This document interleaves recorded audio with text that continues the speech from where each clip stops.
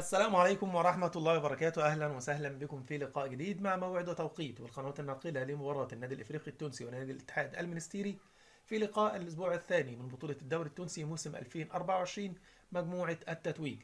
لكن قبل الدخول في التفاصيل، لو دي أول مرة تشاهدنا في القناة تسعدنا باشتراك وتفعيل جرس التنبيهات عشان دايما نوصلك كل جديد.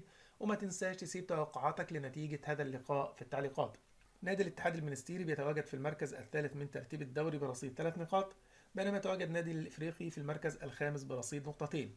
وتنطلق صافرة بداية لقاء الفريقين بمشيئة الله مساء اليوم السبت التاسع من شهر مارس 2024 على الساعة 7 مساء بتوقيت مكة المكرمة وسوريا ولبنان والأردن والعراق، 6 بتوقيت مصر والسودان وليبيا وفلسطين، 5 بتوقيت تونس والجزائر والمغرب.